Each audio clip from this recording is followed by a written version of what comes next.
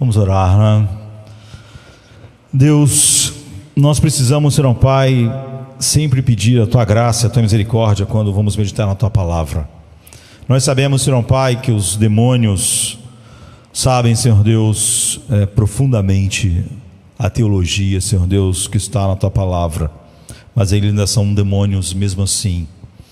Nós podemos, Senhor Pai, conhecer muitíssimo e passar em prova, e se tivéssemos que responder, Senhor Pai, questões, e ainda assim sermos, Senhor Pai, estarmos tão distantes de Ti, Senhor Pai, como os demônios estão, como o homem natural está distante de Ti. Nós precisamos muito mais, Senhor Pai, do que aprender, Senhor Pai, verdades que ficam na superfície, na periferia da nossa vida, ó Deus, e não penetram, Senhor Pai, onde é a fonte da nossa vida, que são os nossos corações. Então os demônios conhecem muito, mas ainda são demônios. E Senhor Pai, mesmo entre, Senhor Deus, o Teu povo visível, muitos que conheceram muito, mas que ainda são, Senhor Pai, as mesmas pessoas que nasceram uma única vez neste mundo e são meros homens naturais. Só Tu pode, Senhor Pai, tirar um homem da morte para a vida. E se um homem, Senhor Deus, nasceu de novo, uma das coisas inexoráveis de algo vivo é que algo vivo tem que se alimentar, Deus. Algo vivo, Senhor Pai, precisa, Senhor Deus, de retirar a energia, o alimento que impulsiona, o combustível que impulsiona a vida de alguma coisa. Não há nada vivo, Senhor Pai, que não precise regularmente se alimentar. Nós mesmos, Senhor Pai, ó Deus, hoje já tomamos café pela manhã, já almoçamos, ó Deus, já lanchamos, em breve vamos comer novamente. Os mortos que estão sendo velados no dia de hoje não tiveram nenhuma dessas necessidades, não sentiram fome, ó Deus, não sentiram essa coisa inexorável da vida. E nós sabemos que a vida espiritual é a mesma coisa, Deus. Se um homem está vivo espiritualmente, ele sente fome da Tua palavra, fome de estar em comunhão contigo, fome, Senhor Pai, ó Deus, da oração. A oração é a sua respiração, a Tua face é o seu prazer.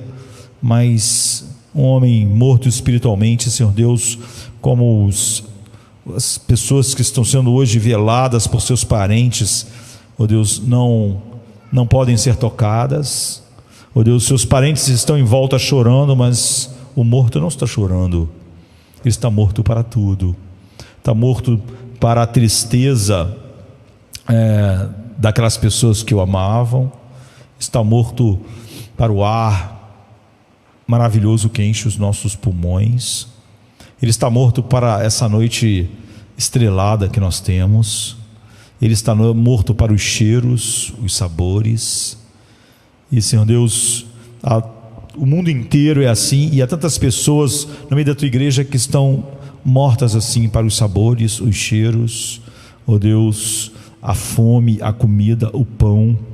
Então, Senhor Pai, nós precisamos que Tu ressuscites, Deus, homens mortos hoje, e precisamos, Senhor Pai, que todos aqueles que estão vivos, ó Deus, saibam disso com certeza, pela inexorável fome, necessidade, desejo, prazer que tem em Ti, e que então a Tua palavra nesta noite tanto ressuscite mortos, quanto alimente, Senhor Pai, encha de prazer e gozo aqueles que estão vivos, de energia, de poder para, ó Deus, a peleja que ainda está diante de nós, até nós chegarmos em casa, ó Deus, e para sempre descansarmos contigo. Que nós possamos então ser assim, Senhor Pai, guiados pelo Teu Espírito Santo nesta noite, em nome de Jesus. Amém. Amém. Quanto mais famosos são textos da Bíblia, mais perigoso é nós simplesmente o escutarmos tanto, não é? Que ele vai perdendo o peso para as nossas vidas. Mas alguém essa semana me disse que viveu no meio evangélico, mas não conhecia o Evangelho durante muitos anos, mas que agora, no último ano e pouco, finalmente conheceu as verdades do Evangelho. Mas a pessoa me disse que, apesar de todo esse novo conhecimento, ela tem uma dúvida. Ela tem uma dúvida se todas as coisas realmente contribuem para o seu bem. É o que ela me disse. Como está em Romanos 8, 28, que diz: e sabemos que todas as coisas contribuem juntamente para o bem daqueles que amam a Deus, daqueles que foram chamados segundo o seu propósito, segundo o seu decreto.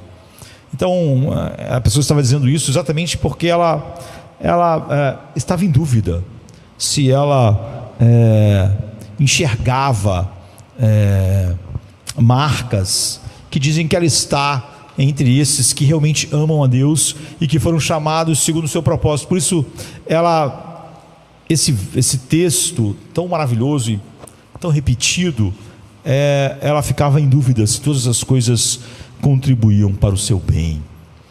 E nós vivemos num mundo tão psicologizado que sempre que as pessoas manifestam dúvidas assim,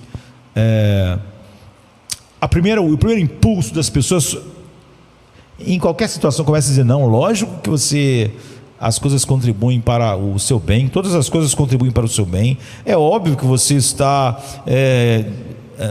desfrutando isso, mas isso é só por causa do nosso mundo psicologizado. Nós queremos que as pessoas se sintam bem. Quando elas falam coisas assim, a gente quer tirar da pessoa qualquer sentimento ruim. Por que os cultos são tão vazios da palavra de Deus? Porque todo mundo quer que todo mundo se sinta bem. E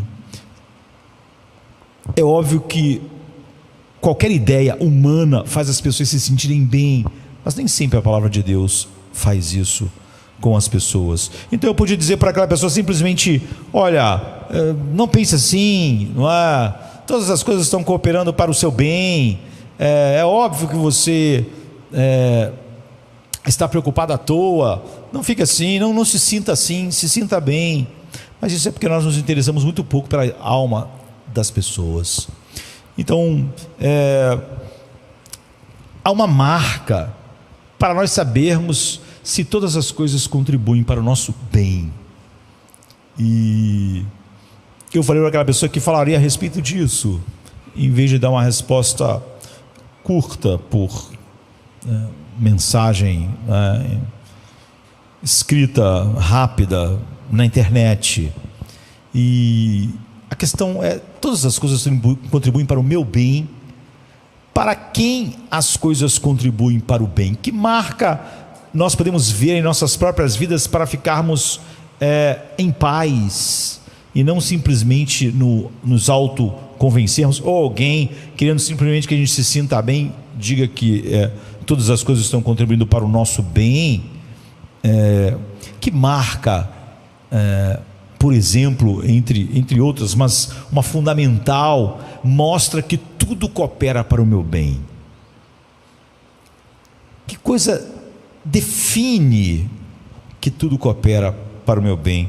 Eu acho que, para responder bem a essa pessoa e para nós refletirmos juntos algo tão importante, ao olharmos para esse verso de Romanos 8, 28, eu penso: se tudo coopera para o meu bem, quando eu penso nessa marca, eu lembro de um salmo muito amado por mim. Há alguns textos que te acompanham ainda mais do que outros, não é? E o Salmo 16 é um salmo assim.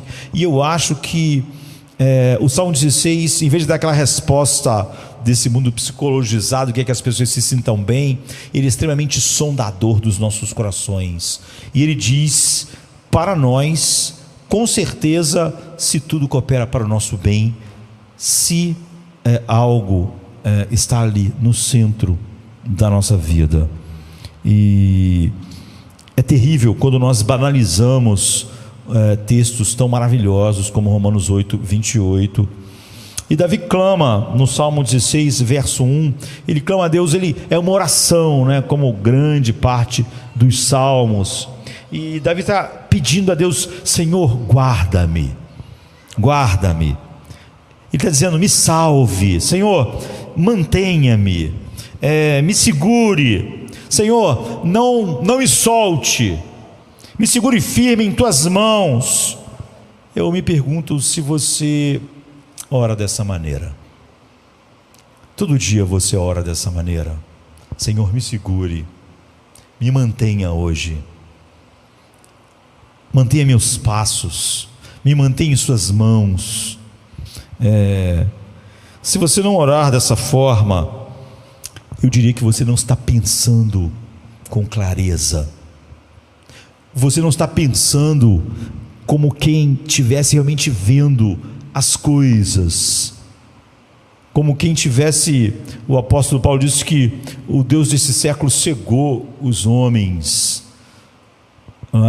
Eu diria que se você não ora assim diariamente, você não está vendo as coisas com clareza. Nós precisamos que Deus nos guarde todos os dias, mas não apenas todos os dias, nós precisamos que Deus nos guarde todos os dias, o dia todo. E nós não podemos viver esta vida sem Ele. Você não pode permanecer realmente alguém que de fato está desfrutando as riquezas do Evangelho sem a graça preservadora de Deus. Onde a graça preservadora de Deus não está, certamente a graça inicial também não estava. Então essa é a oração: mantenha-me, segura-me, preserva-me. Agora, do quê? Porque é óbvio que todo mundo pode pedir isso de manhã. O cara pode ter medo de sair na rua e ser assaltado, não é? Ou seja, isso é algo que eu posso orar, mas você vê que qualquer um tem esse temor e poderia fazer essa oração: guarda-me, mantenha-me, preserva-me, que eu possa ir até o trabalho e não acontecer nada, nenhuma violência contra mim, ou que o carro possa não bater, ou enguiçar, ou que não possa acontecer isso ou aquilo. Nós podemos usar essas mesmas palavras de uma maneira que qualquer pessoa no mundo também poderia usar, com a mesma o mesmo senso de que precisa de algumas coisas, e é óbvio que não ser uma marca de forma nenhuma de que todas as coisas cooperam para o bem daquela pessoa. Então, o que Davi está pedindo a Deus? Do que Davi quer que Deus o preserve?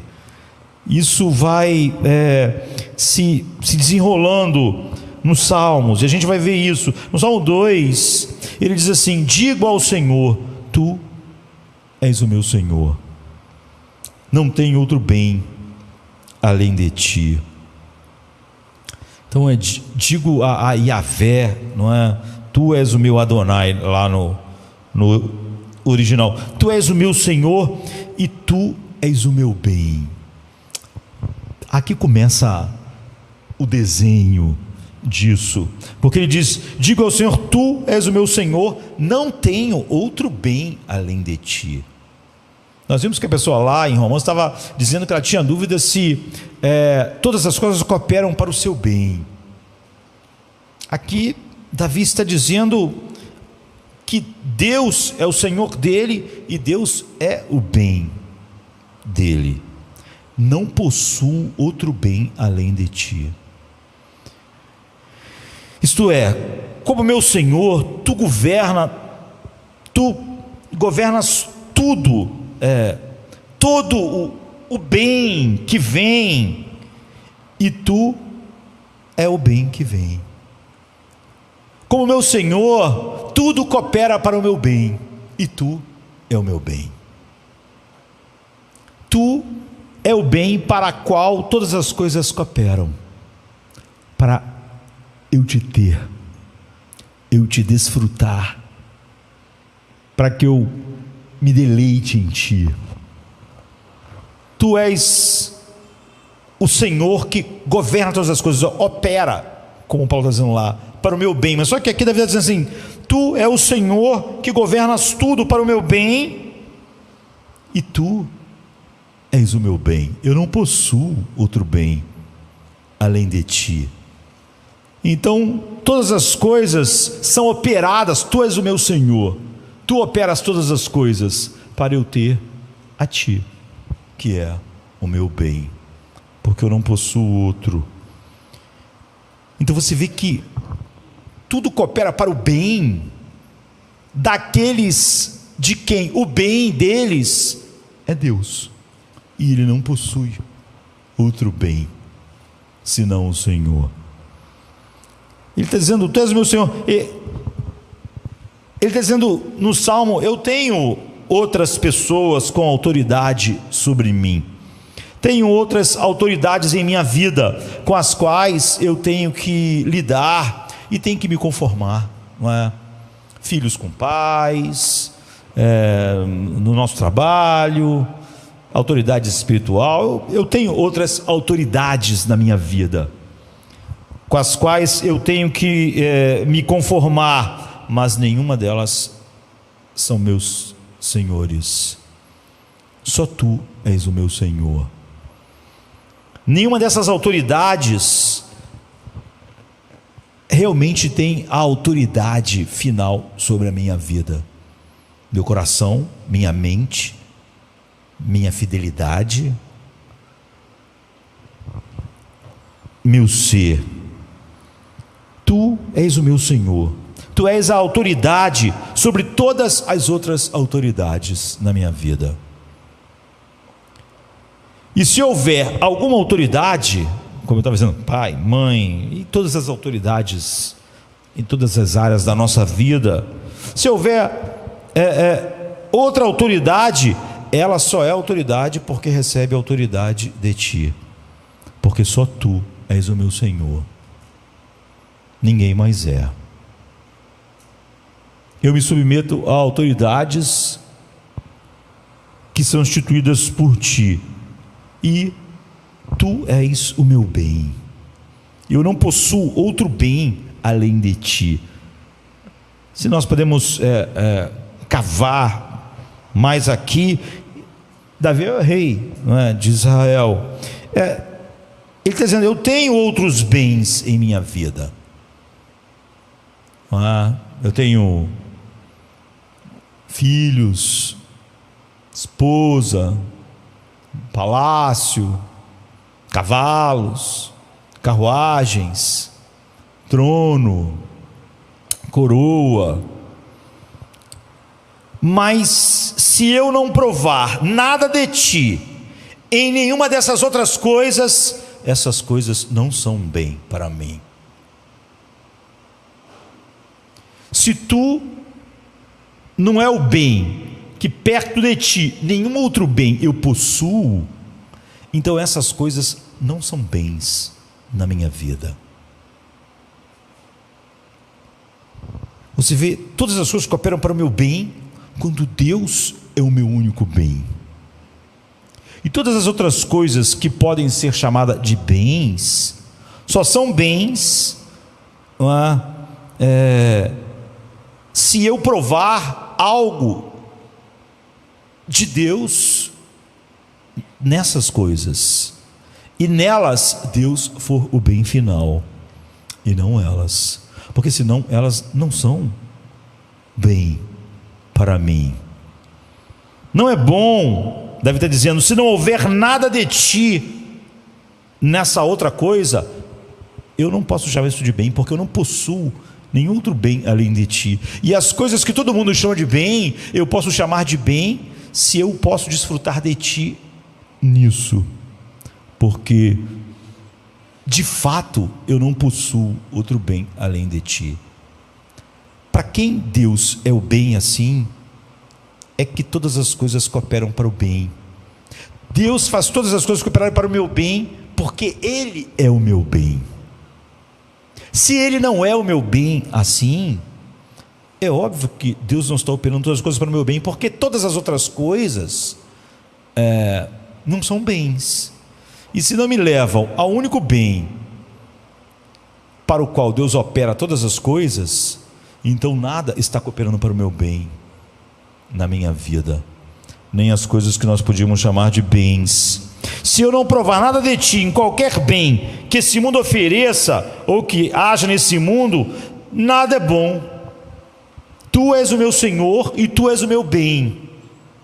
Ou seja, como Senhor, tu determinas tudo.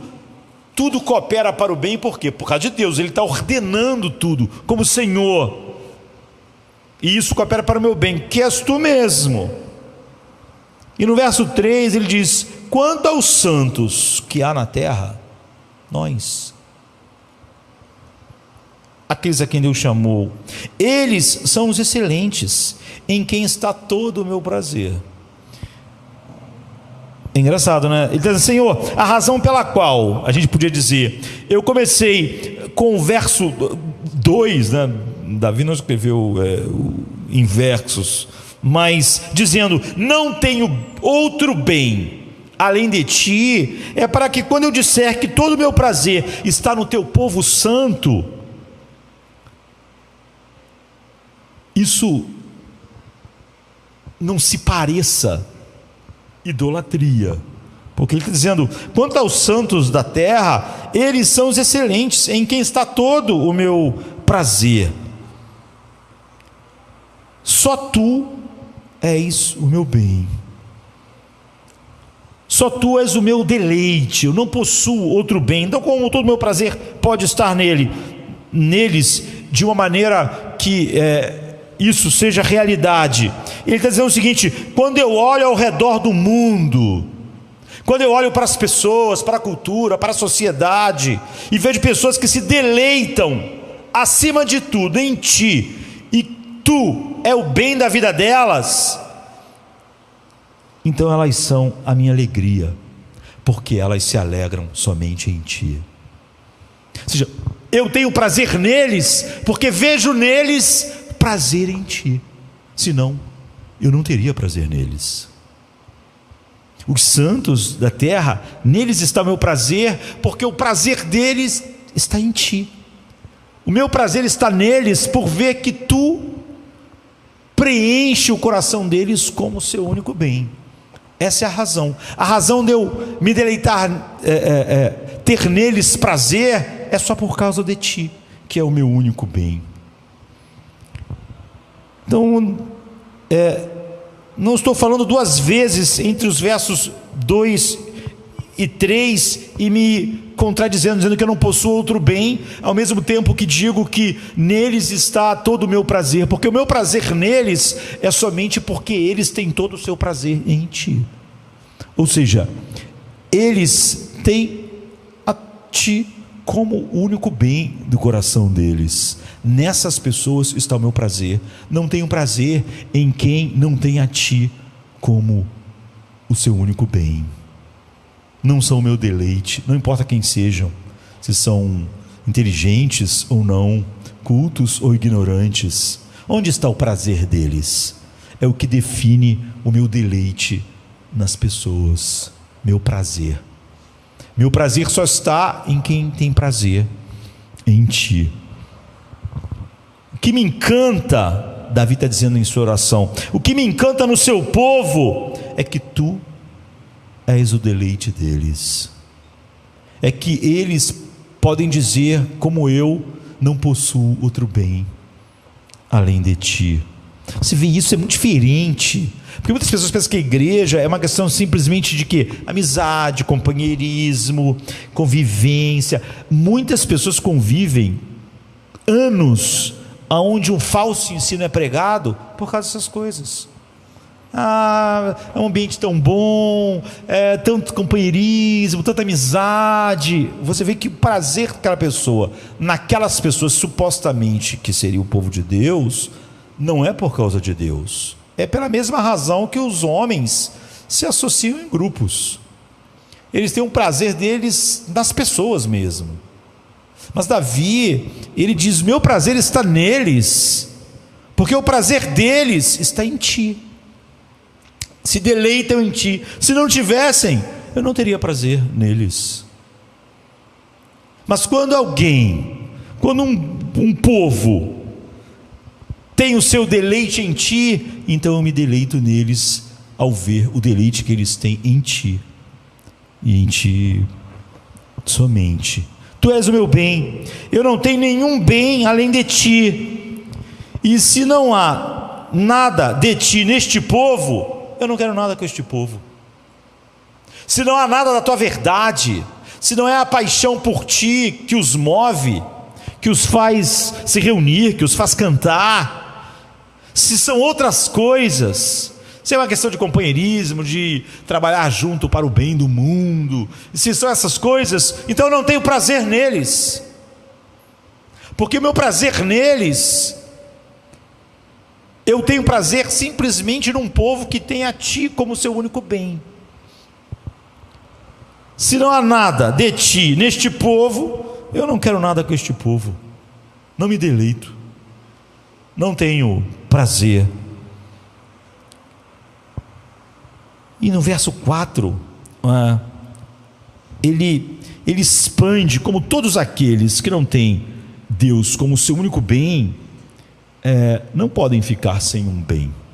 Na verdade, nós vimos todas as coisas que operam para o bem de quem Deus é o bem. Se Deus não é o bem final de um coração, se ele acha que todas as coisas cooperam para o seu bem, porque ele, sei lá, acha que tudo vai dar certo para ele ir para o céu no final, é óbvio que ele está se enganando. Por isso eu não podia simplesmente responder àquela pessoa para se sentir bem. No verso 4, Davi diz assim: as tristezas daqueles que correm atrás de outro Deus se multiplicarão. As tristezas vão aumentar.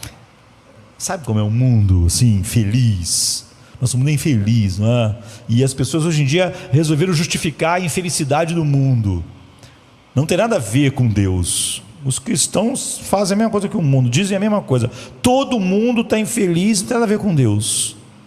É por causa de algum problema biológico, sociológico, mas não tem nada a ver com Deus. Essa crise de tristeza, essa vida fútil, que deixa todo mundo vazio, né? Mas Davi tem uma visão centrada em Deus como um bem, né? Que é a marca daquelas pessoas, de Romanos 8:28, ele diz: as tristezas daqueles que correm atrás de outro Deus, ou seja, de qualquer coisa que ocupe o teu lugar, suas tristezas vão se multiplicar, suas libações de sangue eu não derramarei, nem tomarei seus nomes em meus lábios. Ele está dizendo o seguinte: o que acontece se escolhermos outro Deus além de ti, e possuirmos outro bem além de ti, outro bem supremo, outro Senhor, outro deleite, se escolhermos outro tesouro, se não pudermos dizer que outro bem não possuímos, se escolhermos outro tesouro, que portanto é um outro Deus, um Deus substituto, as tristezas daqueles que correm atrás de outros deuses se multiplicarão. O que acontece se escolhermos outro Deus além do Deus verdadeiro, outro bem supremo, outro Senhor, outro deleite, outro tesouro? O que acontece são dores multiplicadas. As dores deles se multiplicarão. A tristeza, a decepção, o medo, a escuridão, as tristezas daqueles que correm atrás de outro Deus se multiplicarão. Davi não estava correndo mais atrás de nada. Davi já encontrou o seu bem. Por isso tudo coopera para o bem dele. Davi já encontrou o seu deleite. Ele não está como o mundo correndo atrás, finalmente querendo encontrar o deleite para a sua vida, ser uma vida que vale a pena ser vivida. Davi já encontrou o seu tesouro. Ele não está correndo com as outras pessoas atrás.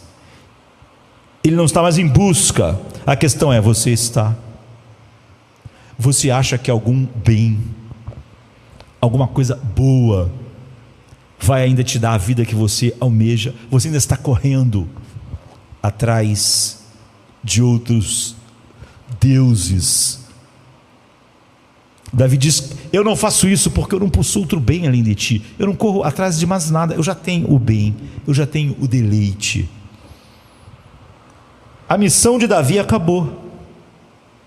Ele não está numa missão no mundo de correr atrás da sua felicidade, do seu deleite, do seu prazer, da razão para a vida, da sua identidade. Não é porque isso não era necessário, é porque ele já tinha. Não possuo nenhum outro bem além de ti. Acabou. Eu não corro mais. Eu encontrei o meu bem. Tu és o meu Senhor. Eu encontrei o meu Senhor. Nada vai dominar a minha vida, porque eu não estou buscando senhores. Eu já tenho o meu Senhor. Eu encontrei meu prazer. Eu encontrei o meu tesouro. Acabou. Eu não acordo de manhã ansioso, tentando achar a próxima coisa que vai trazer o bem para a minha vida, do tesouro, daquilo que vai me dar senso de valor e autoestima e identidade, e finalmente a razão pela qual eu estou nesse mundo. Acabou. Não estou mais correndo atrás de nada, porque eu não possuo outro bem além de ti. Não há nada além de problemas lá. O que ele disse? Quem busca outros deuses, suas tristezas se multiplicarão. Não tenho nenhum bem além de ti. O Senhor é o meu bem. Eu não estou comprando mais nada. Não estou no mercado. As propagandas de bens sendo vendidas para finalmente a vida chegar onde deve chegar. Eu não estou no mercado. Essas propagandas não me atingem, porque propagandas são feitas para pessoas que precisam de algo ou estão buscando algo. Eu não estou buscando mais nada. Eu não estou simplesmente no mercado. Assim ele responde à tentação, sabe? E é assim que nós temos resposta para a tentação amanhã de manhã, amanhã à tarde, amanhã à noite. A única tentação de verdade é essa: aqui está outro Deus, aqui está outro bem, aqui está outra delícia, aqui está outro tesouro. A resposta de Davi é: não vou nem beber, eu não vou nem levar o nome desses outros bens aos meus lábios, como se fosse verdade que eles são bens. Suas libações de sangue não derramarei, não vou nem mesmo pronunciar seus nomes em meus lábios. Esses deuses alternativos, essas delícias alternativas, esses bens alternativos, eu não vou nem tocá-los. Esses deuses alternativos pelos quais as pessoas estão correndo, eu não estou correndo mais. Como eu disse, eu estou fora do mercado. Eu não vou nem chegar perto ou falar sobre eles, como se eles fossem realmente bens. Eu encontrei o tesouro que tudo satisfaz. Porque eu escolheria dores multiplicadas? Ele diz: aqueles que correm atrás de outros deuses, de deuses alternativos, delícias alternativas, bens alternativos, as dores deles se multiplicam, as desilusões, as tristezas, o desamparo, o medo, tudo se multiplica.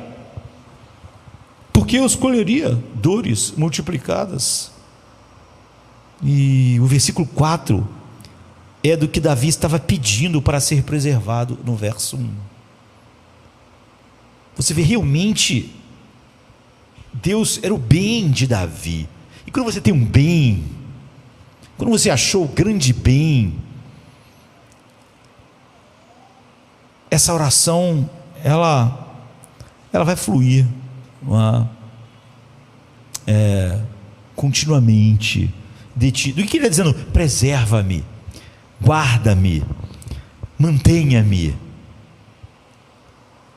Quando ele disse: preserva-me, ó Deus, do que ele está pedindo para ser preservado? Eu disse, muitas pessoas poderiam pedir para ser preservado a cada manhã de um monte de coisas que todo mundo poderia dizer, mas ele está dizendo assim: guarda-me, ó Deus, eu me refugio em Ti, eu estou voando, estou correndo para Ti como meu bem, estou correndo para Ti como meu tesouro, meu único bem, não posso outro bem, eu estou correndo, voando para Ti como meu deleite, eu corro para Ti, preserva-me de ser atraído por qualquer outra coisa que não seja Tu mesmo.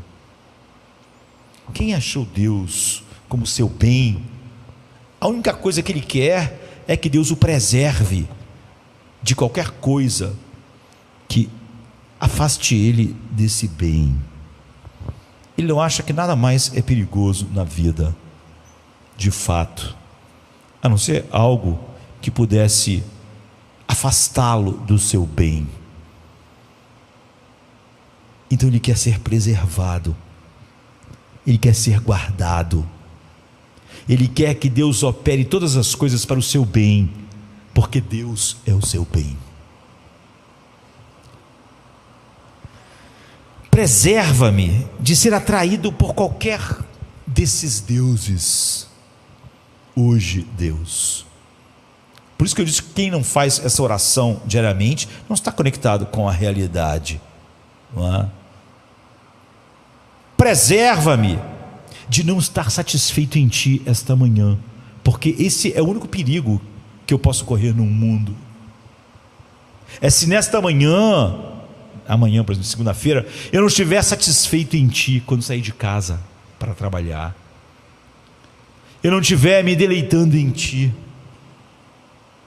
porque eu vou estar no meio de um mundo correndo atrás de bens, atrás de deuses alternativos. Eu me pergunto se você ora assim. Eu pergunto para aquela pessoa que me fez a pergunta se ela ora assim, se essa é uma oração com a qual ela começa o dia. Eu me pergunto se você luta assim, se teu único temor tem relação com o seu bem, de que em cada situação o seu coração não demonstre quem é o seu bem, porque qualquer tentação você vê como algo que te afasta do seu bem. Isso é tudo que nós fazemos, aqueles para os quais Deus está fazendo todas as coisas cooperadas para o seu bem.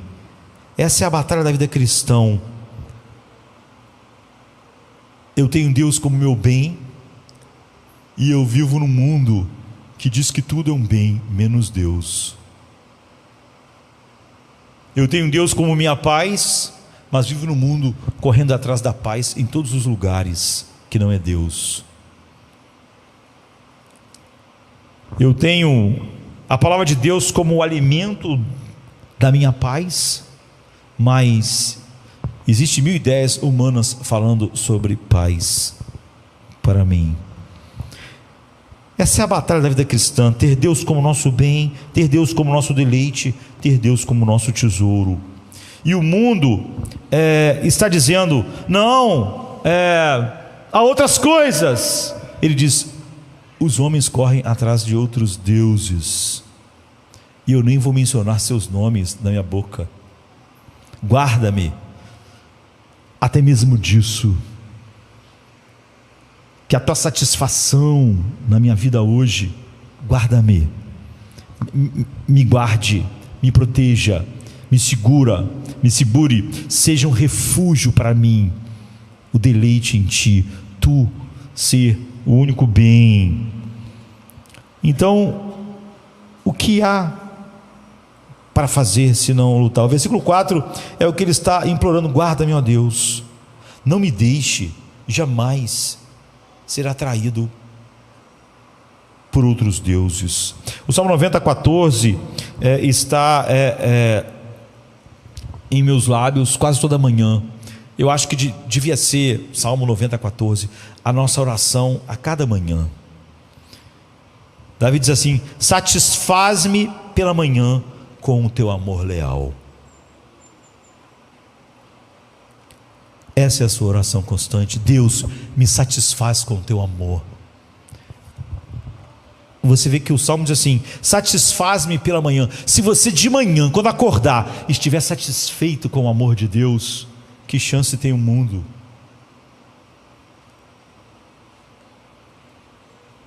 Em que você buscaria satisfação se você já acordar de manhã satisfeito com o amor? Você lembra do amor leal de Deus, seu coração fica totalmente satisfeito, você não possui nenhum outro bem. Essa é a oração, essa é a sua oração constante. Teu amor leal, Davi diz no Salmo 63:3, é melhor do que a vida.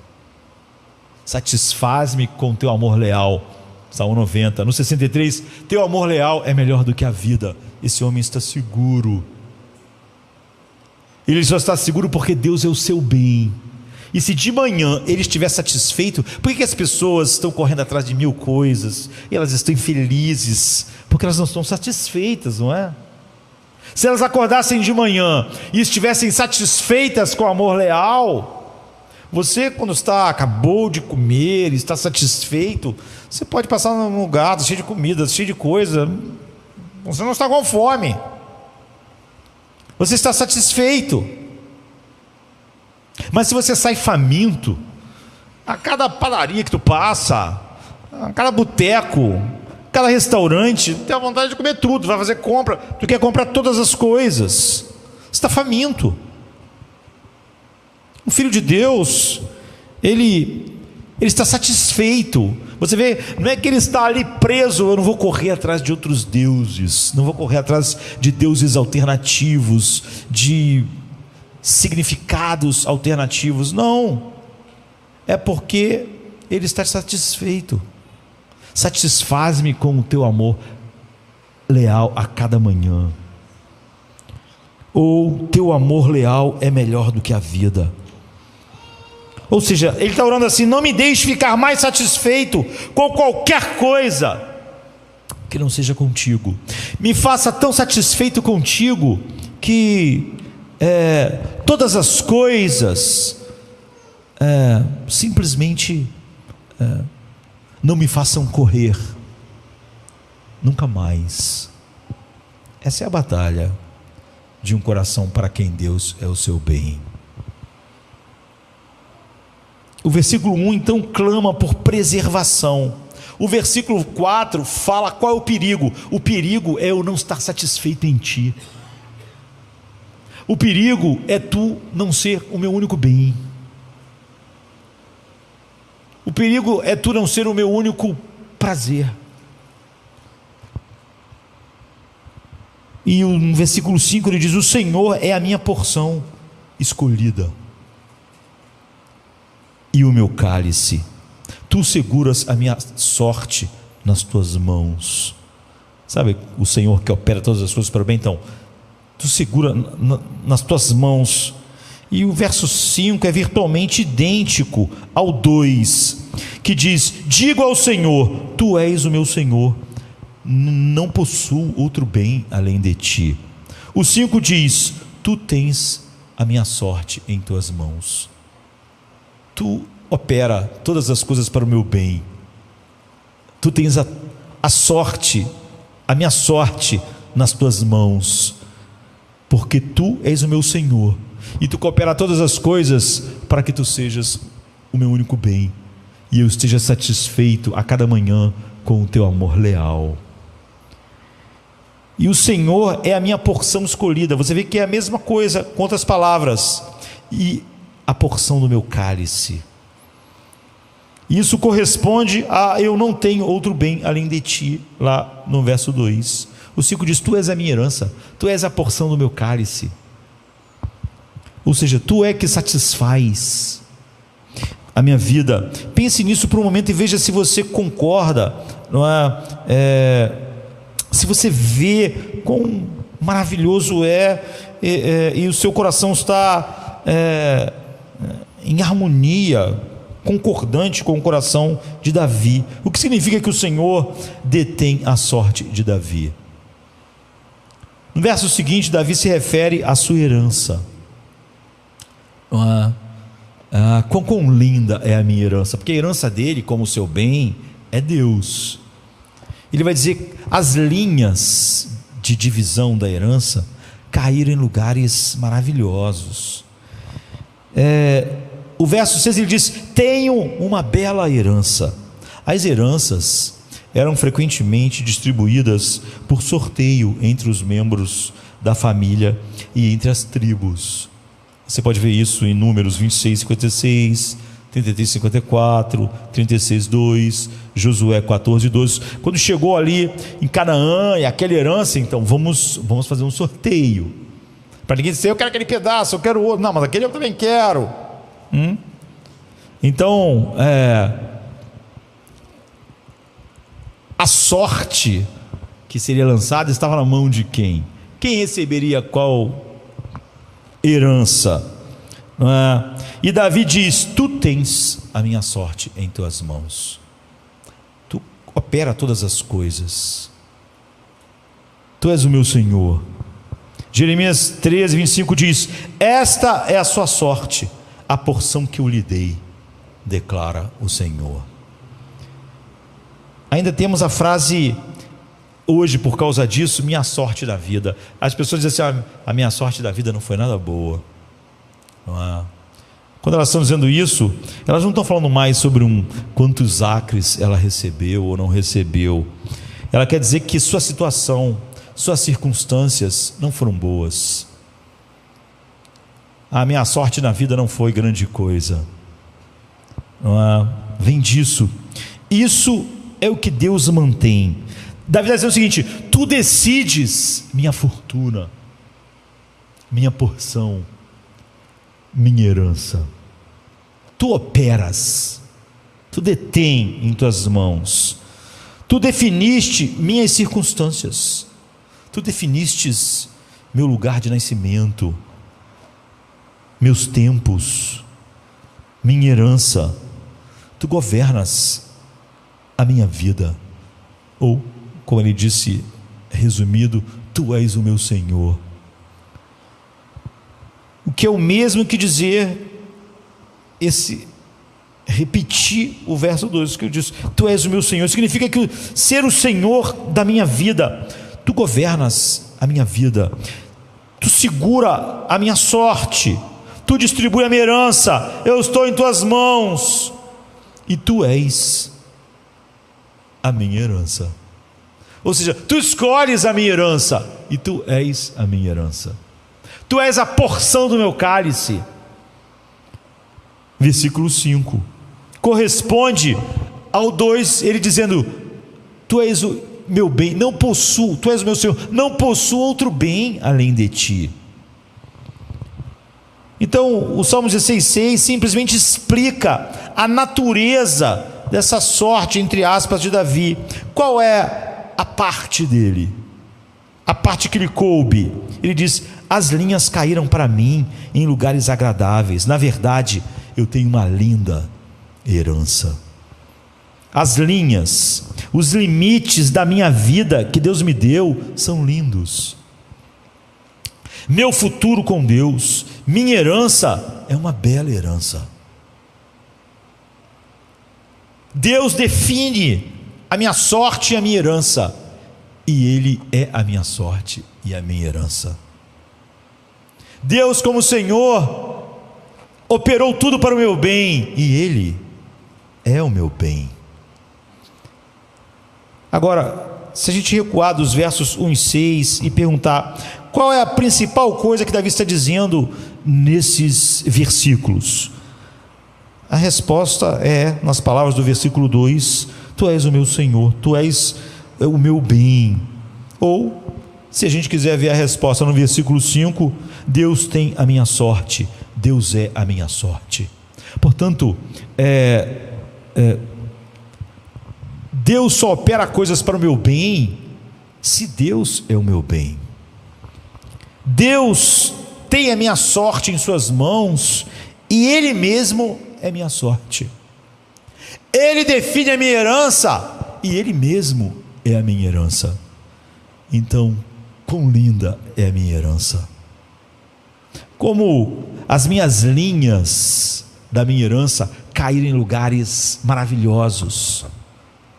Eu não poderia correr atrás de outros lugares, outros bens. Tu decides a minha fortuna, e tu és minha fortuna. Tu distribui minha herança, e Deus é a minha herança. Deus governa a minha vida, e Deus é a minha vida. Ele diz nos versos 2 e 3: Ele é o meu Senhor, e Ele é o meu bem. Então Ele, como Senhor, faz todas as coisas cooperarem para o meu bem, que é Ele mesmo.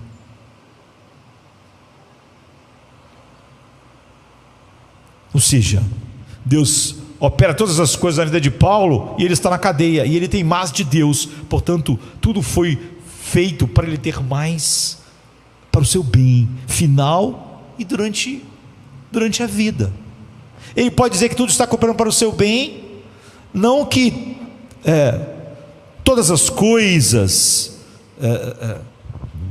são péssimas e um dia não, elas estão cooperando continuamente para o meu bem, porque esse bem final já é desfrutado hoje também. O versículo 5 e 6 afirmam isso de outra maneira: Ele é a minha sorte, Ele segura a minha taça e a minha porção nas suas mãos. Ele segura a sorte, Ele decide qual será a minha taça, a minha porção. E no meio disso, Ele está dizendo, no meio desses versos do 2 até o 5, Ele diz: não vá atrás de outro Deus.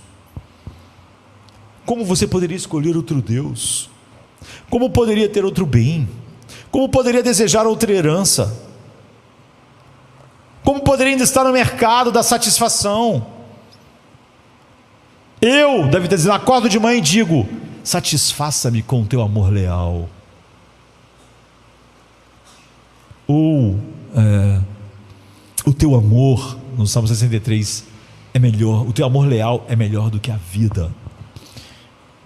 É assim que esses versículos são estruturados. Portanto, guarda-me, ó Deus, guarda-me, por favor, preserva-me dessa escolha insana de, em qualquer situação, ir atrás de outros deuses, quando tu és o meu Senhor e o meu bem. E todas as outras coisas que eu posso chamar de bem, que tu mesmo me deste, só são bem se me levam mais para ti, porque senão não são. Como eu tenho todo o teu prazer no teu povo, porque eles têm o prazer deles em ti. Se eles não tivessem, eu não teria prazer neles. Por favor, me preserve de não ser este homem. Satisfaça-me a cada manhã com o teu amor leal. Ele é meu dono, o dono da minha sorte. Mas Ele não é só o dono da minha sorte, Ele é a minha sorte. Ele decide a minha herança, Ele é a minha herança. O Senhor é a porção da minha herança e do meu cálice. Tu sustentas a minha sorte em tuas mãos. As linhas da minha herança caem em lugares deliciosos. Sim, coube-me uma linda e formosa herança. Portanto, Ele está dizendo: preserva-me, ó Deus. Tu mostraste tanto de ti a mim, da tua beleza. Não me deixe ser entorpecido por nada que por qualquer instante me afaste da tua beleza. Me satisfaça com o teu amor leal todo o tempo. O pecado é insano, você sabe, esse é o ponto do versículo 4. O pecado são dores multiplicadas, mas é óbvio que o pecado é a porção. O coração não satisfeito com o amor leal vai buscar deuses substitutos, e ele diz: as dores se multiplicarão àqueles que fazem oferendas a outros deuses, e eu não oferecerei as suas libações de sangue, nem tomarei os seus nomes nos meus lábios. Ele está dizendo: por que você iria para lá, não é? Mas as pessoas estão lá todos os dias, e é lá que elas vão estar amanhã, correndo atrás do seu bem, correndo atrás da sua herança, da sua sorte. Você vai estar aonde?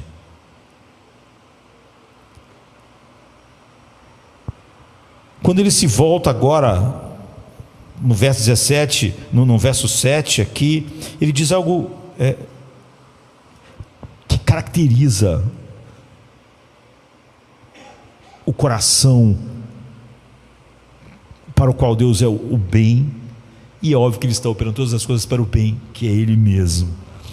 Ele diz: bendito o Senhor que me aconselha, à noite também meu coração me instrui. Ele está dizendo: Deus, por teu conselho é que tu me mostraste tudo sobre quem tu és. Eu nunca veria a ti como bem supremo, como amor leal que satisfaz, como único bem, se tu mesmo não me mostrasse. Tu mesmo fizeste isso. Isso não veio da minha natureza, não veio de mim, não é? Como Paulo diz: o Deus desse mundo cegou os olhos dos incrédulos, para não verem a luz da glória de Deus na face de Cristo. Mas o Espírito Santo abriu os olhos. Deve estar dizendo a mesma coisa. Deus veio a mim por meio do seu conselho e me deixou claro que Ele é meu Senhor e que não há nenhum outro bem a não ser Ele mesmo. Ele é meu bem, Ele tem a minha sorte, Ele é a minha sorte, Ele decide a minha porção, Ele é a minha porção. Deus é quem noite e dia tem me mostrado essas coisas. Davi diz: eu medito nas vigílias da noite nisso. E o ponto do verso 7: Ele é quem me mostrou tudo isso. E à noite, enquanto eu estou deitado lá em meu espírito quieto, do fundo de mim, como se de meus rins, em algumas versões vão falar rins ou coração, é porque eles achavam a mesma coisa desses dois órgãos, não é? Brotam essas verdades.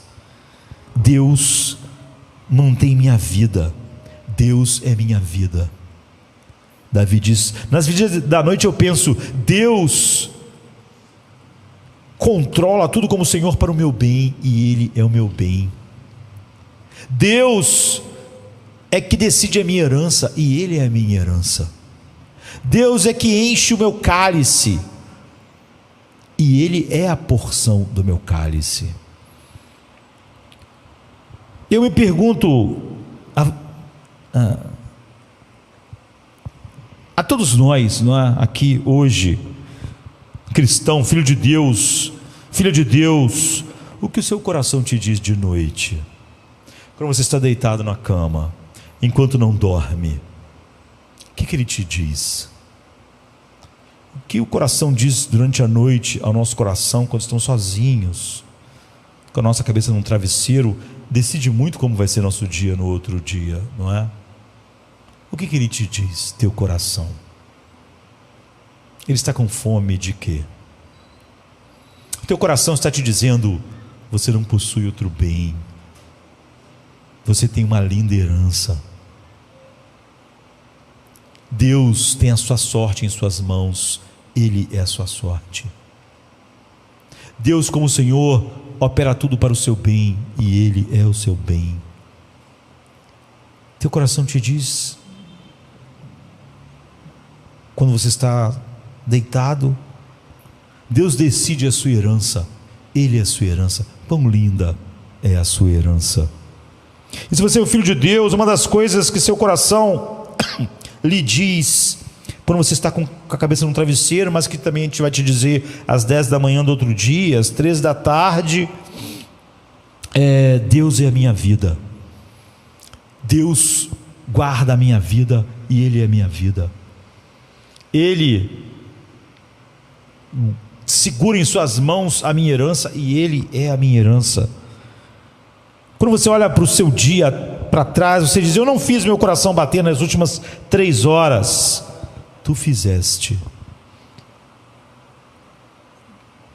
Eu não fiz nada para mim mesmo durante a última semana. Tu fizeste. Tu mantens o meu ser, e tu tens um grão de mostarda que seja em seu coração, então foi Deus que deu a você. Você sabe disso quando realmente você tem pelo menos um grão de mostarda da verdadeira fé no coração, que ela não veio de você, nem das suas capacidades, nem da sua suposta liberdade que você tinha. Isso é o que o Filho de Deus diz em seu coração. Ou seja, é isso que não ficou só num sermão, não ficou só nas páginas da Bíblia. É isso que é a meditação profunda do coração. Deus é o meu bem, Deus é minha vida, Deus é minha porção, Deus me segura em sua mão enquanto eu estou dormindo. Isso é o que o Filho de Deus diz à noite. E isso é o que Deus opera nos corações de quem Ele está fazendo tudo cooperar para o seu bem, porque Deus mesmo é o seu bem. É o conselho dele que está fazendo isso em nossos corações. Ele faz isso por você, mas nada nesse mundo diria: Deus é o seu único bem. Nenhum outro bem você possui. Nenhuma das outras coisas que podemos chamar de bens são bens, se elas não me fazem desfrutar mais de Deus como meu único bem. Então ele dá a contrapartida positiva do Salmo 16:1. Em outras palavras, o versículo 1 é negativo. Ó Deus, não permitas que nada tire de mim, tire a ti de mim como meu bem, como minha sorte, como minha bela herança. Segura-me, guarda-me, proteja-me, não deixa que nada te substitua. Não deixe que eu ache que alguma coisa neste mundo é um bem. Não deixe que meu coração por um instante pense que eu tenho outro bem além de ti, que eu tenho outra herança, que eu tenho outra porção, que o meu cálice precisa de um pouquinho mais de outro vinho para a alegria do meu coração. Mas a contrapartida positiva no Salmo 7, no versículo 7, é: louvarei ao Senhor que me aconselhou. Até o meu coração me ensina durante a noite. Ou seja, todas essas verdades só podiam ter vindo dele mesmo, não vindo de mim. Tenho posto o Senhor continuamente diante de mim, por isso que Ele está à minha mão direita. No caso, não isso que eu fiz, porque a mão direita é essa, tá? Ele está à minha mão direita, eu nunca vacilarei. Eu te bendigo porque tu estás respondendo à minha oração diária, de guardar-me. Aqui estou às 3 da tarde, meia-noite, 1 da tarde, e eu ainda estou amando a ti, eu ainda estou confiando em ti, e tu és ainda a minha herança, o meu único bem. Tu respondeste o versículo 1, né, o pedido, e eu estou te bendizendo, porque tu és o meu Deus, tu és o meu Senhor, e outro bem eu não possuo. Isso é o que Deus dá a conhecer por meio do seu conselho. Agora nós temos que pular, sair da ordem por causa do tempo. E enquanto no versículo 7 diz que é sobre Deus, por seu conselho, informando a mente e ao coração de Davi, não somente como um sermão faz, mas ao seu coração, de tal maneira que quando ele coloca a sua cabeça num travesseiro, o coração continua dizendo a mesma coisa a cada dia, de tal maneira que ele diz: eu tenho a ti continuamente diante de mim.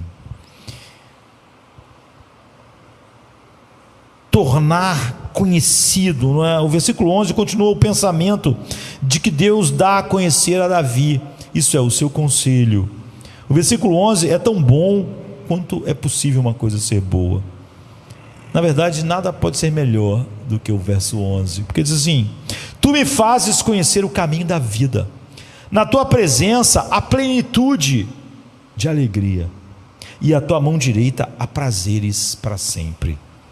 No versículo 7, Senhor, dá a conhecer por meio do teu conselho essas coisas que foram se desdobrando do versículo 1 a 6, e no verso 11, isso atinge o seu clímax, isso é o mais alto possível, ou o mais profundo possível, ou o mais largo possível.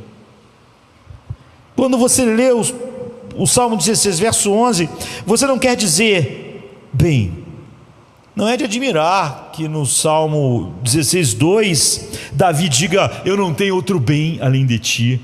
Quando você lê isso, Senhor, dá a conhecer, tu me fazes conhecer o caminho da vida, na tua presença há plenitude de alegria, e na tua mão direita há delícias ou prazeres para sempre. Você não se espanta então, como no 2 ele diz, eu não tenho outro bem além de ti. Ou você não se admira quando no 3 ele diz, alegro-me no teu povo, só porque eles se alegram em ti. O meu deleite neles não está porque eles são do meu nível, porque eles são companheiros, mas é porque eles têm prazer em ti. Se eles não tivessem, o meu prazer não estaria neles. Existe algo mais cheio do que plenitude, na tua presença, a plenitude de alegria e prazeres para sempre. Eu disse que isso é o máximo. Existe algo mais cheio do que plenitude? Não. Existe alguma coisa mais longa do que para sempre? Não. Isso não é matemática avançada, não é física quântica, não é? Isso qualquer mente pode ver claramente. Ninguém em qualquer lugar do mundo pode oferecer algo melhor do que o Salmo 16, verso 11. Ninguém, não é? Plenitude de alegria, porque não existe nada mais do que plenitude. E prazeres para sempre, porque não existe nada mais longo do que para sempre. Nada então é mais cheio do que plenitude, ou mais longo do que para sempre. Plenitude significa completamente satisfatório. Você então, como eu disse, não se espanta, porque lá no 2 ele disse que ele não possuía outro bem além de Deus. O que mais poderia levar ao versículo 11? E para sempre significa que esses prazeres nunca param. Quando você pensa nisso, né, às vezes eu nasci na igreja, as pessoas falam do céu e não pensavam nessas coisas muito de uma maneira bíblica, centrada em Deus. E então quando você tem 9, 10 anos e está pensando nisso, 11, você pensa, vai ficar chato, não é? Vai envelhecer. Então você cresce e lê o verso 11 que diz que não vai ficar chato, porque Deus é Deus, não é? Quando ele diz prazeres para sempre,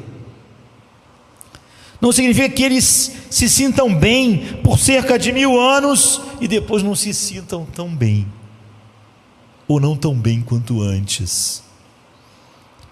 Se você pensa que Deus é incapaz de fazer você feliz para sempre, então você não conhece Deus. Há cristãos que não acreditam nem que Deus possa fazer eles felizes nesse mundo por alguns anos. Mas se você não acredita que Deus, se você acredita que Deus é incapaz de fazer você feliz para sempre, você não conhece Deus. Jesus é eternamente feliz em seu Pai, em seu Pai e em seu Filho, no Espírito. Infinito, é infinito. Ele é infinitamente cheio. Isso significa que não há como esgotar a bondade que Deus pretende te mostrar por toda a eternidade. Diretamente e continuando, porque nós somos seres finitos, indiretamente. Outro dia eu preguei sobre o que Deus escondeu no relâmpago, o que Deus escondeu em cada coisa que Ele fez. Agora, pense no universo vasto que nós nunca vimos, tudo que Deus escondeu em todas as coisas a respeito dEle, e a revelação dEle também diretamente. Não há como esgotar a bondade que Ele pretende mostrar a você. O que Ele escondeu em todas as coisas inimagináveis para você hoje, que Ele criou para expressar o que Ele é e como Ele se mostrará diretamente na pessoa do seu Filho. O versículo 11 é tão bom quanto parece. Isso faz parte do conselho de Deus a Davi: tu me fazes conhecer o caminho da vida. O dom da vida de Deus é o dom de quê? O dom da vida é o dom de si mesmo. Jesus diz: só Deus, o Pai, tem a vida em si mesmo. O dom da vida é o dom de si mesmo. Como o bem que Deus opera todas as coisas para o meu bem é Ele mesmo, não é? Deus guarda a minha herança e Ele é a minha herança. Deus tem a minha sorte em suas mãos e Ele é o que essa sorte traz. O dom da vida de Deus é o dom de si mesmo, sua presença, sua mão direita, sua vida, isso é Deus. À minha direita estão delícias para todo sempre, ou seja, alegria plena. Deus diante de você e Deus ao seu lado, não só no futuro. Agora, se isso é verdade, e é, Davi faz o que qualquer pessoa razoável faria. Ele diz no verso 8: tenho posto o Senhor sempre diante de mim. Se é verdade que Deus é isso que está descrevendo, que Ele está descrevendo, e é, então Ele não está fazendo algo extraordinário, está fazendo algo razoável. Como eu disse, nada pode ser mais cheio do que plenitude, nada pode ser mais longo do que para sempre. Então ele diz: tenho posto o Senhor sempre diante de mim, porque Ele está à minha direita, eu não vou ser abalado. Que verso, queridos! Abalado do quê? Não seria abalado do meu deleite, que é o que eles estavam lá no início. Não seria abalado do meu descanso nele. Não seria abalado dele ser continuamente o bem, o meu único bem. Porque Deus está diante de mim e Deus está à minha direita. Agora, o que isso significa? Eu falei que esse versículo é maravilhoso. Isso, Deus não é espacial, não é? Deus não é espacial, Ele é espírito. Só Ele é espírito no sentido final da palavra. Deus não tem dimensões, Ele não é espacial. Então você não pode localizá-lo no espaço. Isso são metáforas, é óbvio. Então, o que essas metáforas estão tentando dizer? Eu manterei Deus continuamente diante de mim, significa que Ele não está atrás, onde eu não posso vê-lo. Eu sempre estou vendo o meu bem, a minha herança, o meu único bem, meu tesouro. E eu o mantenho bem ali como meu bem, meu deleite, meu cálice, minha porção, minha herança. É por isso que eu nunca corro com o mundo atrás de outros deuses. Eu mantenho o único bem sempre diante de mim, continuamente. Eu não saio para trabalhar e Deus deixa de estar diante de mim. Eu não me pareço com as pessoas que estão trabalhando comigo, porque elas não têm Deus diante delas, como seu bem, como sua herança, como a porção do seu cálice. Eu mantenho Ele bem ali, como meu bem, e meu deleite, meu cálice, minha porção e minha herança. É isso que Ele é para mim o dia todo. eu mantenho Ele diante de mim continuamente. Essas outras coisas não são minha herança. Eu o dia inteiro mantenho Deus diante de mim, outras coisas aparecem, mas eu posso dizer para ela: essas outras coisas não são minha herança, tu és minha herança.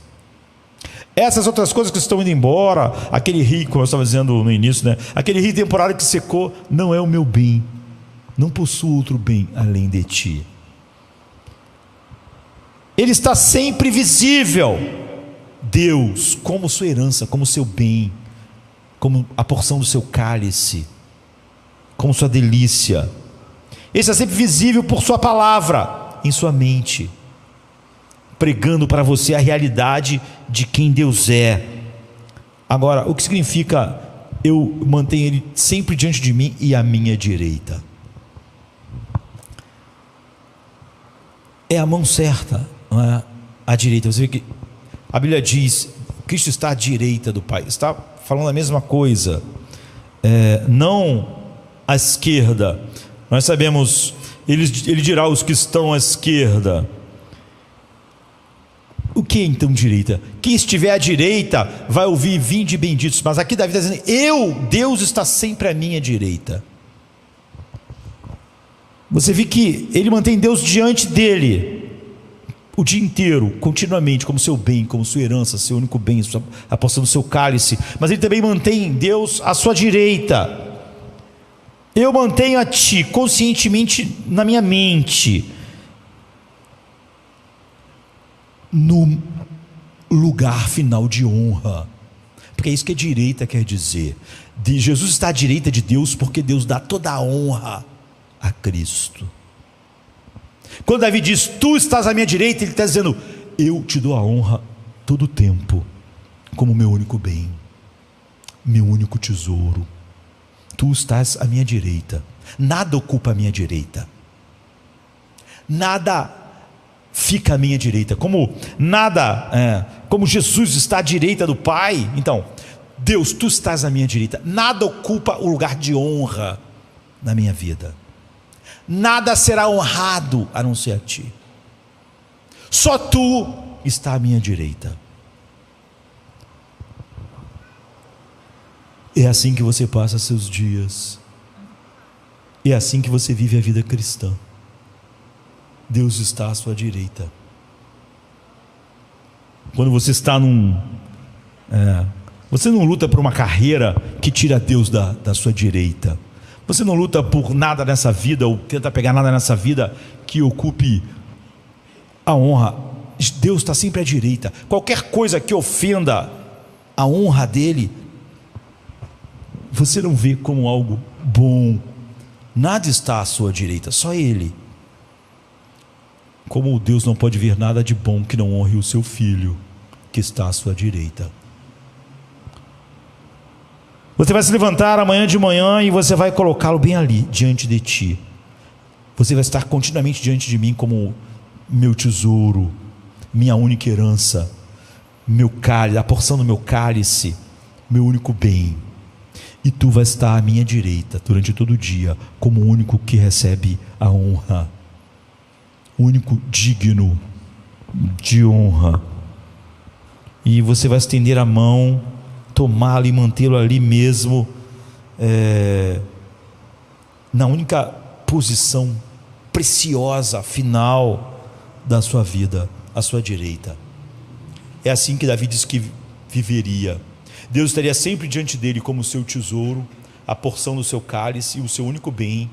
Estaria sempre também, não só diante dele como essas coisas, mas à sua direita como o único lugar de honra na sua vida.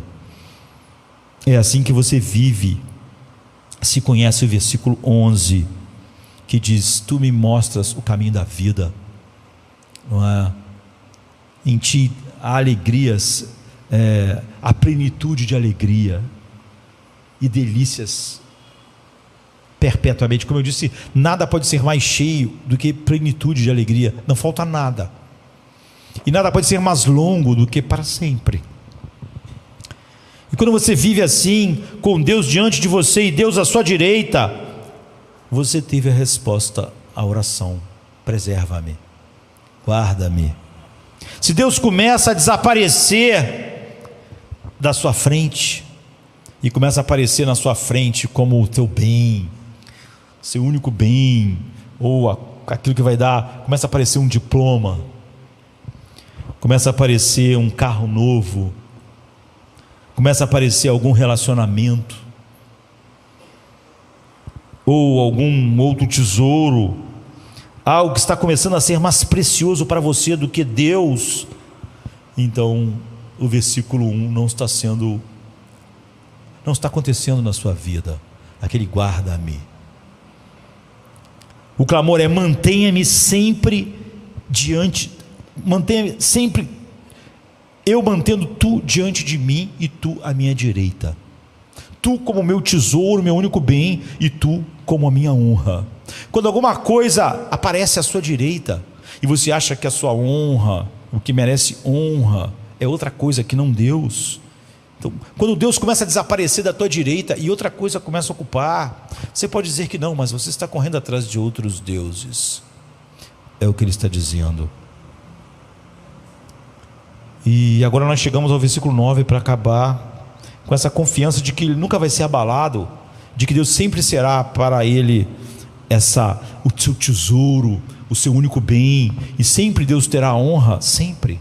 Ele diz algo incrível, diz assim: portanto, o meu coração está alegre, e todo o meu ser exulta, minha carne também habita segura. Portanto, nesta vida há alegria e regozijo, que às vezes é muito grande, e isso, todo esse regozijo em Deus é apenas uma amostra. Paulo chama de penhor daquilo que Deus tem guardado para nós, que é o verso 11. Agora, mesmo nessa vida, sua alegria raramente é plena. Você precisa aprender a conviver com isso, você precisa aprender a lutar por isso. Nós vivemos em um estado de guerra. Seu corpo vai morrer se Jesus não voltar antes. E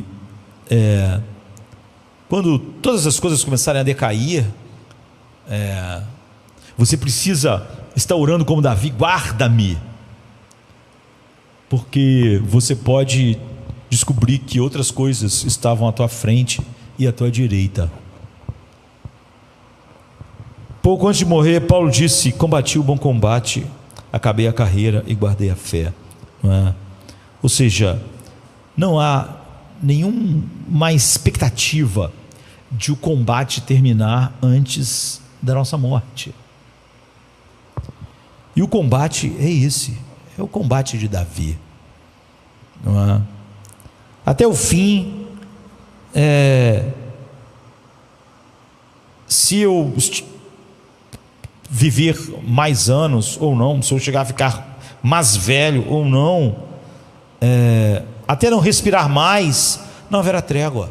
Nem o mundo, nem Satanás, nem a carne dizem que Deus é o melhor, é o único bem, é o único que deve estar diante de mim e o único que deve estar à minha direita.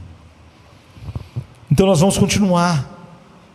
Você vê a oração de Davi: guarda-me, para que em nenhum momento eu não esteja vendo a ti como meu único bem, minha herança, minha porção, meu cálice. E ele diz: alegre-se o meu coração e exulta todo o meu ser, minha carne também habita segura. Em outras palavras, sua confiança está aumentando a ponto de ele dizer: nem a morte vai interromper o fato de Deus ser o meu único bem e estar à minha direita. Nem a morte vai interromper a minha alegria, nem quando tudo estiver desmoronando, minha carne habitará segura.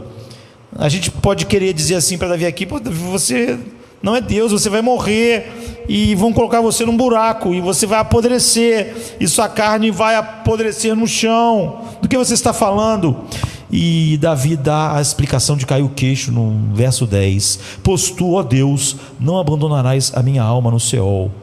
No Sheol é o lugar dos mortos, não é? Nem permitirá que o teu santo veja, nem mesmo veja a corrupção.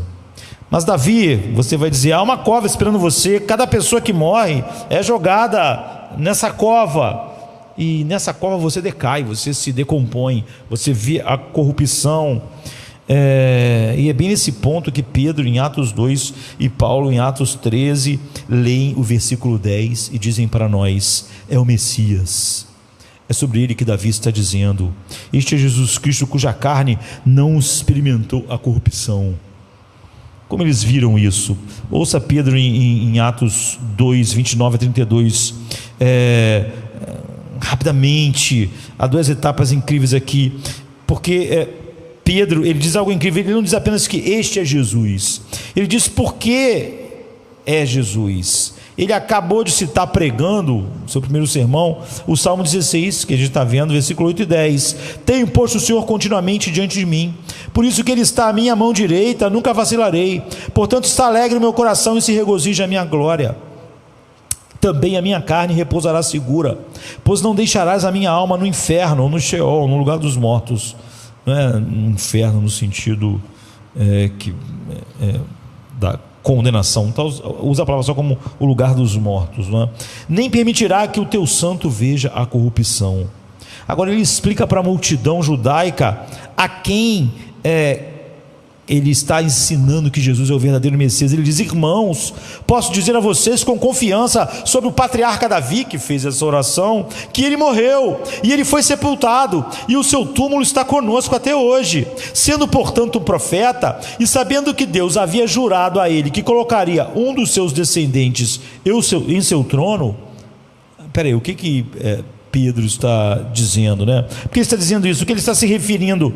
Como isso nos ajuda a entender como ele viu claramente Jesus no verso 10. Davi sabia de algo, né? O que Davi sabia? Deus fez um juramento para Davi em 1 Crônicas 17, 11 e 12, onde Deus diz a Davi: quando os teus dias forem cumpridos e tu irá ter com os teus pais, farei surgir da tua descendência depois de você um dos seus próprios filhos, e estabelecerei o seu trono para sempre. Outra versão: e há de ser que quando forem cumpridos os teus dias para ires a teus pais, suscitarei a tua descendência depois de ti um dos teus filhos, e estabelecerei o seu reino.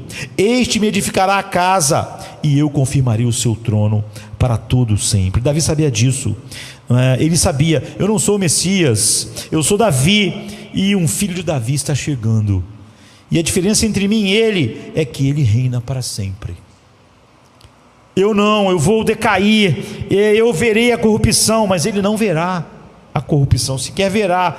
Ele é maior, melhor e mais pleno. Então, assim, quando Davi está escrevendo o Salmo, o verso 10, ele está consciente de que toda a sua experiência gloriosa de Deus não pode terminar, é uma prefiguração, não é? Ele é apenas um precursor que aponta para aquele que será infinitamente maior do que ele, um descendente dele. Ele está ciente, enquanto ele escreve, ele está sendo tomado por uma confiança tremenda de que por causa desse descendente, Deus vai ser teu tesouro para sempre, e que à destra de Deus ele terá alegrias, plenitude de alegria e delícias perpetuamente. Ele está vendo Cristo, e é isso que um texto que a gente lê muito em época de Natal, né? Lucas 1, 31, 33, 1, 32 e 33 diz: esta criança será chamada Filho do Altíssimo, e o Senhor Deus lhe dará o trono do seu pai Davi, e ele reinará para sempre na casa de Jacó, e o seu reino não terá fim. Davi sabia disso sobre o seu filho. Ele não sabia quando, ele não sabia quem, ele não sabia como, ele sabia muito menos do que nós. Ele simplesmente sabia: ele está vindo e será infinitamente maior. E o que o versículo 11 certamente significa: meu prazer à direita de Deus são para sempre. A morte não terminará com Deus como o meu tesouro, o meu único bem, aquele que eu coloco sempre diante de mim e coloco à minha direita. Então eu não seria abalado, mesmo quando eu estiver morrendo. Esta alegria, tudo que Deus é para mim, o meu bem, a minha porção, diante de mim, à minha direita, ainda será verdade. É como se ele estivesse dizendo o que Paulo disse com outras palavras: nada nos separará do amor de Deus. E isso foi o que Pedro e Paulo viram. Eles viram Davi nas asas do espírito de profecia alcançar o ápice da esperança de Deus como seu tesouro em Cristo. E eles disseram: esse é o Messias. Sobre isso Davi estava falando. E assim Pedro termina sua explicação do Salmo 16:10 em Atos 2, 31 e 32. Davi previu e falou sobre a ressurreição de Cristo, que ele não foi abandonado no Hades, nem a sua carne viu a corrupção. Davi falou sobre o Messias, e quando ele disse ele não verá corrupção, Pedro continua: a este Jesus Deus ressuscitou, e disso todos nós somos testemunhas. Então Pedro não está apenas dizendo é Jesus, ele está explicando como a palavra de Deus leva até a Cristo. Então Davi, como todos os profetas, cheio do Espírito Santo, viu o dia do Senhor, viu o que Deus faria em Cristo, e como em Cristo Deus podia ser para ele o seu único bem, não só agora como para sempre. Poderia estar sempre diante dele, sempre à sua direita, sempre sua porção, sempre sua herança, sempre o seu bem. Deus é o Senhor, Deus é o seu deleite, Deus é a sua porção e herança, Deus lhe dá prazeres para sempre, e a própria morte não pode impedir isso, porque Deus não abandonará no Sheol. Nesse ponto o espírito de profecia assume e diz: e seu filho vai ser maior do que tudo isso, e ele nem mesmo verá a corrupção. Coloque Cristo diante de você, Davi está dizendo. É o que eu estou fazendo, mesmo não conhecendo Cristo tanto quanto vocês em Jardim da Luz agora conhecem. Coloque Ele continuamente diante de você, como seu único bem, seu tesouro, sua porção, sua herança. Coloque Ele continuamente, quando todos os outros deuses, tesouros, bens, coisas quiserem estar diante, você diz: tu és o meu bem. Ele está continuamente diante de mim. Não é possível alguma coisa me pegar quando Ele não está diante de mim, e nada vai ter à minha direita. Então, queridos, em Jardim da Luz, não é? Como você vai abraçar a realidade do Salmo 16 em vista disso, não é? Você pode, se isso não for verdade, se você tem uma visão de Deus menor do que Davi, que conheceu muito menos o que Deus revelou em Cristo do que você, então Deus não está operando tudo para o seu bem, porque Deus só opera tudo para o meu bem, porque Deus é o bem para o qual Ele opera todas as coisas. Deus tem a minha herança nas suas mãos, porque Ele é a minha herança. Deus tem a minha vida em suas mãos e opera todas as coisas como o Senhor, e eu não possuo outro Senhor, porque Ele é a minha vida, minha herança, minha plenitude de alegria. Davi era um pecador, um adúltero, um assassino.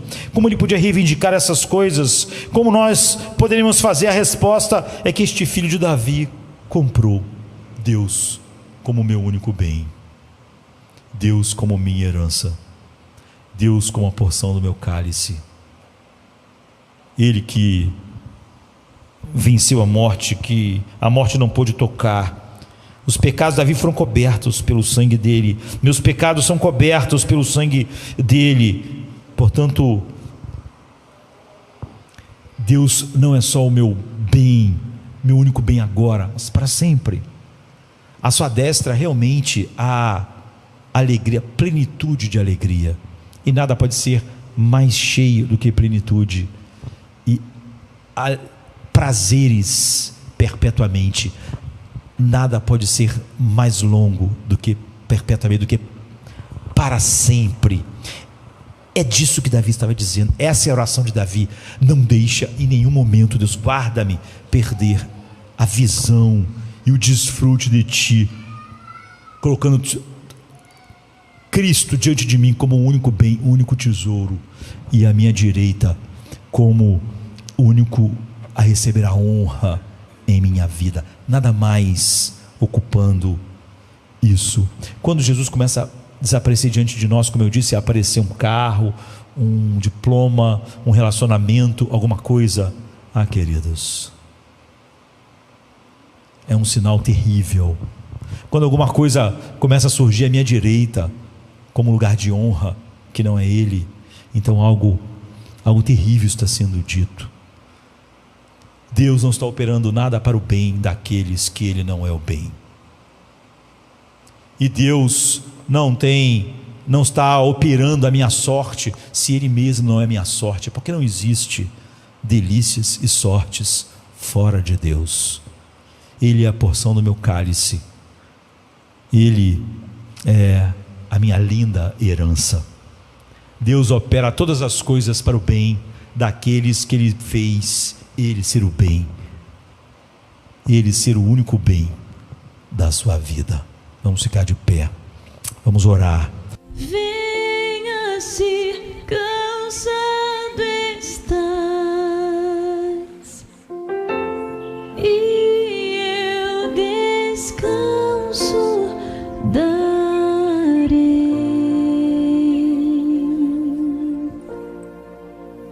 Tu descansarás.